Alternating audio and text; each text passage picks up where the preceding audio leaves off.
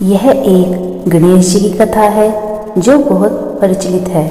हमेशा से व्रत उपवास के समय कही और सुनी जाती है। विनायक कथा के रूप में इसे ज़्यादा जाना जाता है। गणेश जी और खीर की कहानी। एक बार गणेश जी ने पृथ्वी के मनुष्यों की परीक्षा लेने का विचार किया।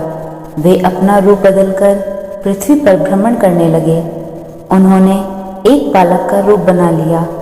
एक हाथ में एक चम्मच में दूध ले लिया और दूसरे हाथ में एक चुटकी चावल ले लिए और गली गली घूमने लगे।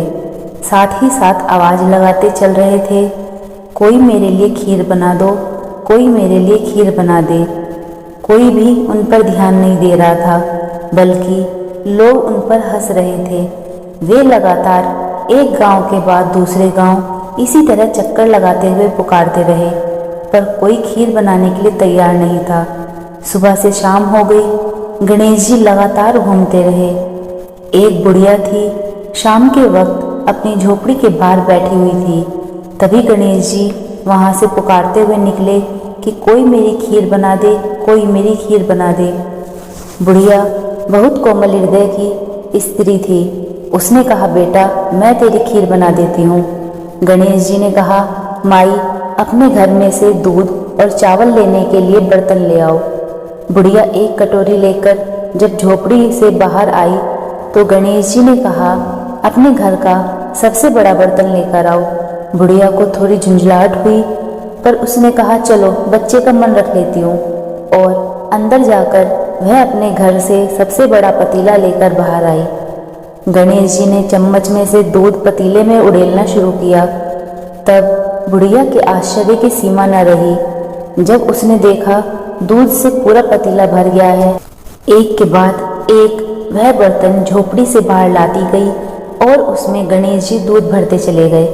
इस तरह से घर के सारे बर्तन दूध से लबालब भर गए।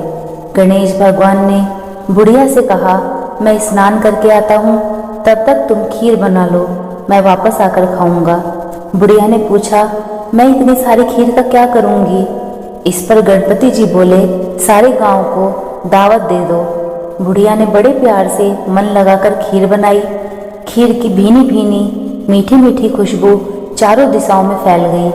खीर बनाने के बाद वह हर घर में जाकर खीर खाने का न्योता देने लगी। लोग उस पर हंस रहे थे। बुढ़िया के घर में खाने को दाना नहीं और यह सारे गांव को खीर खाने की दावत दे रही है। लोगों को कुतूहल हुआ और खीर की खुशबू से लोग खींचे चले आए। सारा गांव बुढ़िया के घर में इकट्ठा हो गया। जब बुढ़िया की बहू को दावत की बात मालूम हुई तब वह सबसे पहले वहां पहुंच गई। उसने खीर से भरे पतीलों को जब देखा तो उसके मुंह में पानी आ गया। उसे बड़ी जोर से भूख लगी हुई थी। उसने एक कटोरी में खीर निकाली और दरवाजे के पीछे बैठकर खाने की तैयारी करने लगी। इसी बीच एक छींटा गिर गया और गणपति जी को भोग लग गया और वह प्रसन्न हो गए। अब पूरे गांव को खाने की दावत देकर बुढ़िया वापस अपने घर आई तो उसने देखा बालक वापस आ गया था। बुढ़िया ने कहा, बेटा खीर तैयार है, भोग लगा लो। गणपति जी बोले, माँ भोग तो लग चुका है, मेरा पेट पूरी तरह से भर गया है, मैं तृप्त हूँ, अब तू खा, अपने परिवार और गांव वालों को खिला। बुढ़िया ने कहा, यह तो बहुत ज़्यादा है, सबका पेट भर जाएगा, इसके बाद भी यह बच जाएगी, उस बची खीर का मैं क्या करूँगी? इस पर गणेश जी बोले, उस बची खीर को रात में अपने घर के चारों कोनों में रख देना। और बुढ़िया ने ऐसा ही किया। जब सारा गांव जी भरकर खा चुका तब भी ढेर सारी खीर बच गई। उसने उसके पात्रों को अपने घर के चारों तरफ रख दिया। सुबह उठकर उसने क्या देखा? पतीलों में खीर के स्थान पर हीरे, जवाहरात और मोती भर गए थे। वह बहुत खुश थी।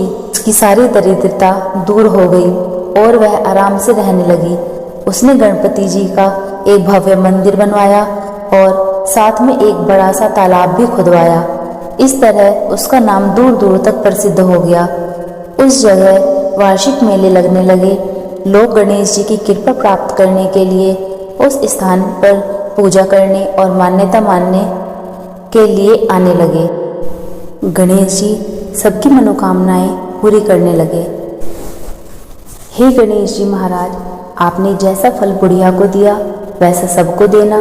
कथा कहने वाले व हुंकार भरने वाले और आसपास के सुनने वाले सबके भंडारे भरे रखना।